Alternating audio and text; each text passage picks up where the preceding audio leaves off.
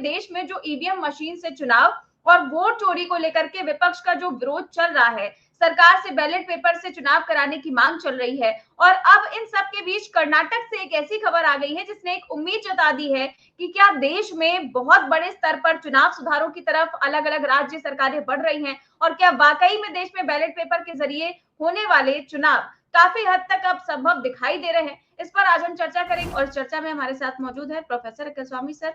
Sir बहुत बहुत स्वागत है आपका। कल राहुल गांधी ने जब वोट चोरी को लेकर के जो प्रेस कॉन्फ्रेंस की थी, उस प्रेस कॉन्फ्रेंस में जो कहानी शुरू हुई थी वो सारी कहानी कर्नाटक के महादेवपुरा इलाके की थी, और उस प्रेस कॉन्फ्रेंस में सारी जो चीजें बताई गई वोटर लिस्ट को लेकर के भी जितने मुद्दे हुए वो उसी सीट को लेकर के। तो बेंगलुरु का ये विधानसभा क्षेत्र था, और अब वहीं से एक हैरान करने वाली खबर सामने आई है ईवीएम को लेकर के, जहां पर कर्नाटक की जो कांग्रेस सरकार है उसने कह दिया है कि चुनाव आयोग से कि हम मशीन से नहीं बल्कि बैलेट पेपर से चुनाव करवाना चाहते हैं। और इसको लेकर के मैं खबर दिखाना चाहूंगी, ये निकाय चुनाव की बात हो रही है, और लिखा है कि ईवीएम नहीं बैलेट पेपर से होगा चुनाव, कांग्रेस ने चली ऐसी चाल कि सख्ते में आ गया चुनाव आयोग। और ये खबर एक और मैं दिखाना चाहूंगी, इसमें लिखा है कि निकाय चुनावों के लिए ईवीएम की जगह बैलेट पेपर का इस्तेमाल करें, कर्नाटक कैबिनेट की राज्य चुनाव आयोग से मांग है। और आगे इस खबर में क्या लिखा हुआ है मैं पूरी खबर पढ़कर सुना देती हूँ कि कर्नाटक के कानून और संसदीय कार्य मंत्री एच.के. पाटिल ने कैबिनेट बैठक के बाद इसकी घोषणा की। उन्होंने बताया कि ऐसा इसलिए है क्योंकि लोगों में ईवीएम को लेकर विश्वास और विश्वसनीयता कम हो रही है। पाटिल ने वोटर लिस्ट में सुधार को लेकर भी सरकार के फैसले की जानकारी दी है। उन्होंने बताया कि कैबिनेट ने राज्य चुनाव आयोग द्वारा वोटर लिस्ट में संशोधन को आसान बनाने के लिए आवश्यक कानूनी उपाय करने और मौजूदा नियमों में संशोधन करने का फैसला किया है। और स्थानीय निकाय चुनाव अब तक विधानसभा चुनावों के लिए तैयार मतदाता सूचियों पर निर्भर रह रहे थे। अब ऐसी पद्धति डेवलप की जाएगी जिससे लोगों की निर्भरता नहीं रहेगी। इसके लिए राज्य चुनाव आयोग को सिफारिश भेजा जाएगा।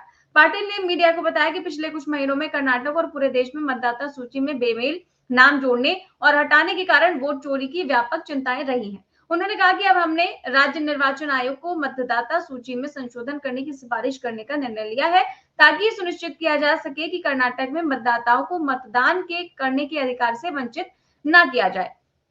तो सर ये जो फैसला लिया गया है कर्नाटक की कांग्रेस सरकार द्वारा कि कैबिनेट ने राज्य चुनाव आयोग को जो आगामी पंचायत चुनाव है और शहरी स्थानीय निकाय चुनाव है उसमें ईवीएम की बजाय बैलेट पेपर से चुनाव कराने की सिफारिश को आगे करने का फैसला किया है और उसकी घोषणा की गई है। अब आपको क्या लगता है सर, इस राज्य में तो ऐसी घोषणा कर दी गई है और मांग भी कर दी गई है, प्रस्ताव भी लाया गया है, क्या आपको लगता है कि चुनाव आयोग राजी होगा, और अगर ऐसा हो गया तो क्या अन्य राज्य भी इसकी ओर आगे बढ़ेंगे? नहीं नहीं, राजी हो ना हो, मेरे ख्याल से जितने भी विपक्ष शासित प्रदेश हैं, तमिलनाडु है, वेस्ट बंगाल है, हिमाचल प्रदेश है, तेलंगाना है, उनको भी ये मांग कर देनी चाहिए। देखिए, अगर आप राज्य सरकारों के अधिकारों का हनन करेंगे और डिसेंट्रलाइजेशन के सिद्धांत के खिलाफ जाएंगे और वहां के चुनाव आयोग की बात को नहीं सुनेंगे और वहां के मंत्री जो निर्णय, वहां का जो लोकतांत्रिक रूप से चुनी हुई सरकार है उसके निर्णयों को नहीं मानेंगे, तो एक प्रकार के कन्फ्रंटेशन के लिए अब आगे बढ़ रहे हैं। तो बिल्कुल ये बात सही है। और मैं तो देखिए, कोई इसे कहे कि बाहरी हस्तक्षेप माने या कुछ माने, देखिए मैं ये मानता हूं निधि, मेरे देश के लिए निष्पक्ष चुनाव होना ये मेरे देश के संविधान की रक्षा के लिए सबसे महत्वपूर्ण कदम है। एक वोट की चोरी नहीं होनी चाहिए, एक गलत वोट ऐड नहीं होना चाहिए और एक सही वोट कटना नहीं चाहिए। और इसके लिए, चाहे इसके लिए मेरी निंदा हो, आई डोंट केयर, मैं ये चाहूंगा कि international press should be invited और इंटरनेशनल प्रेस को हर पोलिंग बूथ पर, काउंटिंग बूथ पर, जहां पे ये अपने वो बने रहते हैं, जहां पे ये सारे ईवीएम्स को सेव किया जाता है स्ट्रांग रूम्स में, हर जगह नजर रखी जाए, एक वोट की चोरी ना हो। अगर ये इस प्रकार से वोट की चोरी हुई कि जाके बाहरी लोग उसमें नाम ऐड करा लेंगे, और इसके बाद अभी एक इन लोगों ने, बीजेपी वालों ने और अफवाह उड़ा दी थी पवन खेड़ा के बारे में कि उनके 2 एपिक नंबर्स हैं, और जो तेजस्वी यादव पे किया था, तेजस्वी यादव ने भी कहा कि अगर 2 एपिक नंबर से चुनाव आयोग की गलती है, मैं क्या करूं, मुझे क्या पता मेरे कितने एपिक नंबर्स हैं। मेरे नाम पे अगर आप 4 एपिक नंबर्स इशू कर देंगे और मुझे जेल भेज देंगे, भाई मुझे क्या मतलब, मैं तो एक जगह वोट देता हूं और मेरा एक एपिक नंबर है जिसको मैंने यूज किया है। तो पवन खेड़ा ने कहा कि न्यू दिल्ली असेंबली कॉन्स्टिट्यूएंसी में जो मेरा एपिक नंबर बना हुआ है, जहां मैंने कभी वोट नहीं दिया, मेरे को सीसीटीवी फुटेज दे दीजिए, फुटेज, और ये निकाल लीजिए कि मेरे नाम पे वोट किसने दिया है। इसका मतलब यह है कि चुनाव आयोग किसी के नाम के भी एपिक नंबर्स बना देता है, फिर फर्जी लोग जाके उसमें मतदान कर देते हैं। तो ये उसने कहा, पवन खेड़ा ने चैलेंज किया कि आप सीसीटीवी फुटेज दे दीजिए, पता चल जाएगा उस पोलिंग बूथ पे जो वोट देने आया और जिस आदमी ने पवन खेड़ा के नाम पे दस्तखत किए, सीसीटीवी फुटेज से पता चल जाएगा वो आदमी कौन है। वो मिलेगा आपको भारतीय जनता पार्टी का कार्यकर्ता या गुजरात का कोई कार्यकर्ता जिसका नाम वहां पे उसका वो किया गया, उसका चेहरे का मिलान भी नहीं किया गया और उसका कुछ भी नहीं किया गया। तो धीरे धीरे अपने जो खुद के जाल हैं उसमें लोग फंसते चले जा रहे हैं। देखिए ये बात निधि बिल्कुल पक्की है कि भारतवर्ष के अंदर चुनाव में हेरा फेरी ये पिछले 11 साल के पहले कभी किसी ने सुनी नहीं थी।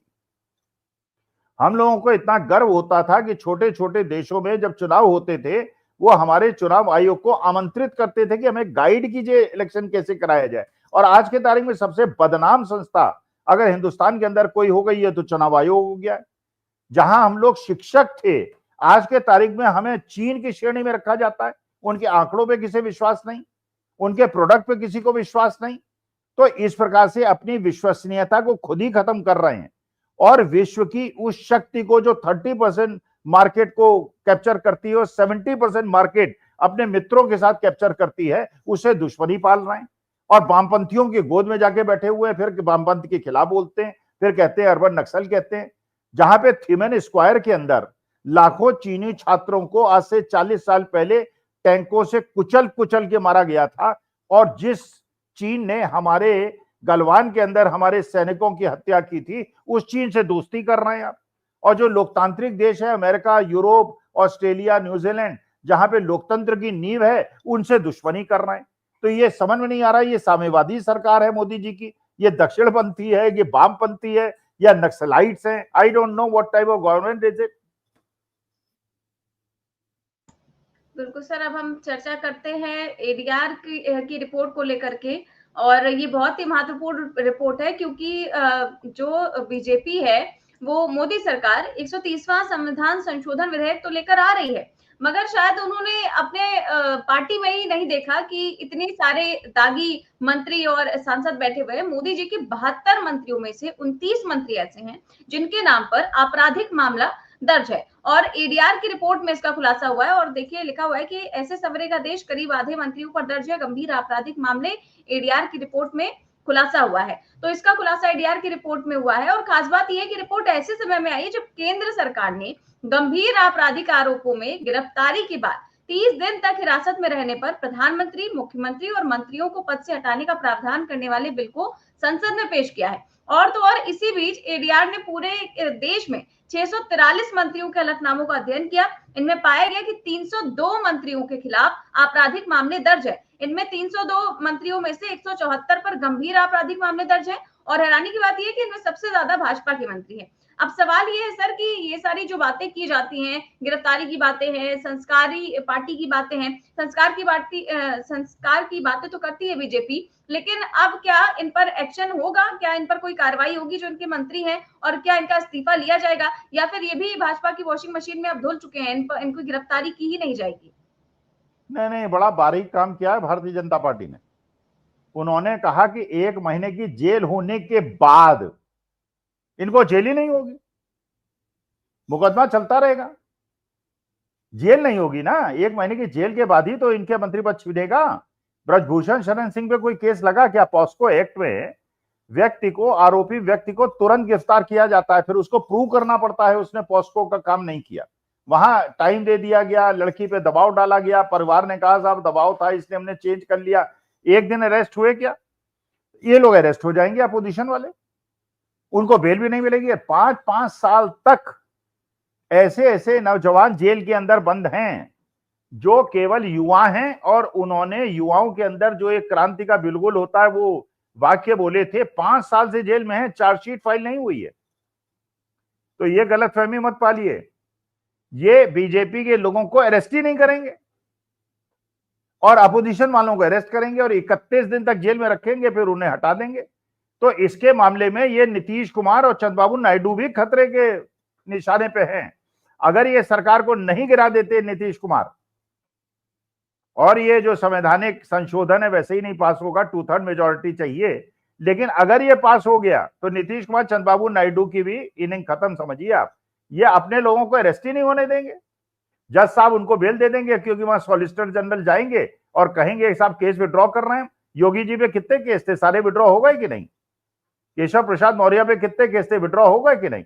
अपनी सरकार केस विड्रॉ कर लो, अपोजिशन पे फर्जी केस लगा दो, केजरीवाल को जेल भेज दो, हेमंत सोरेन को जेल भेज दो, जो जेल भेजने की धमकी दो, तुमसे समझौता कर ले, उसको मिनिस्टर बनने दो, चीफ मिनिस्टर बनने दो। हेमंत विश्व शर्मा पे कुछ मत करो, शुभेंदु अधिकारी पे कुछ मत करो। ये केस होना और जेल में रहना और 30 दिन तक बेल ना मिलना। राम रहीम को कितनी बार बेल मिल गई है?